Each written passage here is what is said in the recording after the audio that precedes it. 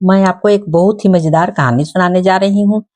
एक बार राजा विक्रमादित्य ने राज्य और प्रजा की सुख समृद्धि के लिए एक विशाल यज्ञ का आयोजन किया। कई दिनों तक यज्ञ चलता रहा। एक दिन राजा मंत्र पाठ कर रहे थे, तभी एक ऋषि वहां पधारे। राजा ने उन्हें देखा और यज्ञ छोड़कर उठना संभव नहीं था। उन्होंने मन ही मन ऋषि को अभिवादन किया तथा उन्हें प्रणाम किया। ऋषि ने भी राज का अभिप्राय समझकर उन्हें आशीर्वाद दे दिया। जब राजा यज्ञ से उठे तो उन्होंने ऋषि से आने का प्रयोजन पूछा।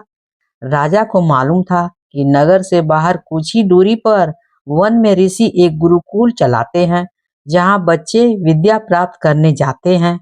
ऋषि ने जवाब दिया कि यज्ञ के पुनीत अवसर पर वे राजा को कोई असुविधा नहीं देते। अगर 8 से 12 साल तक के 6 बच्चे के जीवन का प्रश्न नहीं होता। राजा ने उनसे सब कुछ विस्तार से बताने को कहा। इस पर ऋषि ने बताया कि कुछ बच्चे आश्रम के लिए सूखी लकड़ियां बीनने वन में इधर उधर घूम रहे थे। तभी 2 राक्षस आए और उन्हें पकड़कर ऊंची पहाड़ी पर ले गए। ऋषि को जब वे उपस्थित बच्चे नहीं मिले तो उनकी तलाश में वन में बेचैनी से भटकने लगे। तभी पहाड़ी से ऊपर से तेज आवाज सुनाई पड़ी, जो निश्चित थी उनमें से एक राक्षस की थी। राक्षस ने कहा कि उन बच्चों की जान के बदले उन्हें एक पुरुष की आवश्यकता है, जिसकी वे माँ काली के सामने बलि देंगे।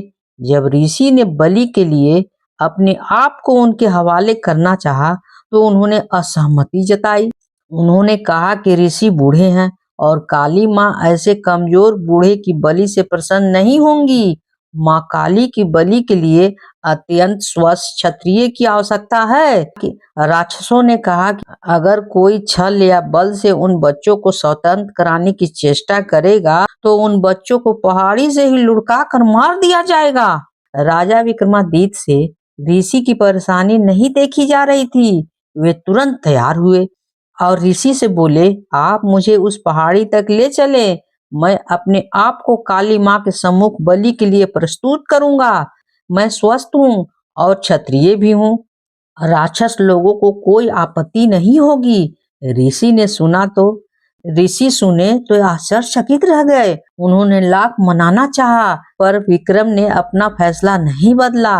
उन्होंने कहा, अगर राजा के जीवित रहते उनके राज की प्रजा पर कोई विपत्ति आती है तो राजा को अपने प्राण देकर भी उनकी विपत्तियों को दूर करनी चाहिए।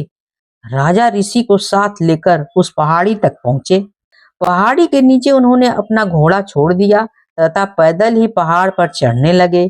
पहाड़ी वाला रास्ता बहुत ही कठिन था और उन्होंने कठिनाइयों की परवाह नहीं की। वे चलते चलते पहाड़ की चोटी पर पहुंचे।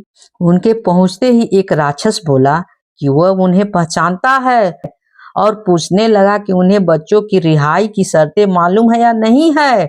उन्होंने कहा कि वे सब कुछ जानने के बाद ही यहाँ आए हैं तथा उन्होंने राक्षस से बच्चों को छोड़ देने को कहा।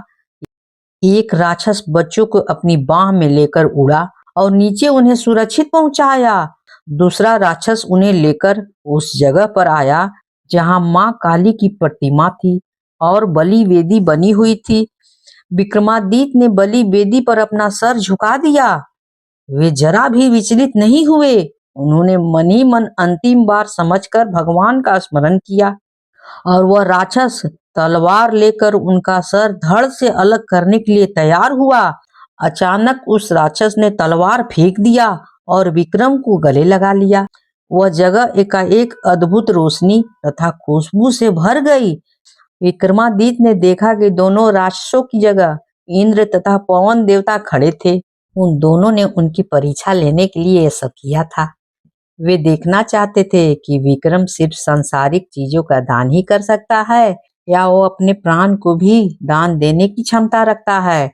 उन्होंने राजा से कहा कि उन्हें यह करता हुआ देखते ही उनके मन में इस परीक्षा का भाव जन्मा था। उन्होंने विक्रम को बहुत बहुत आशीर्वाद दिया तथा कहा कि उनकी कीर्ति चारों ओर दुनिया में फैली रहे। अगर कहानी अच्छी लगी हो तो please like share and subscribe कर ही दीजिएगा। कहानी होती है समाप्त।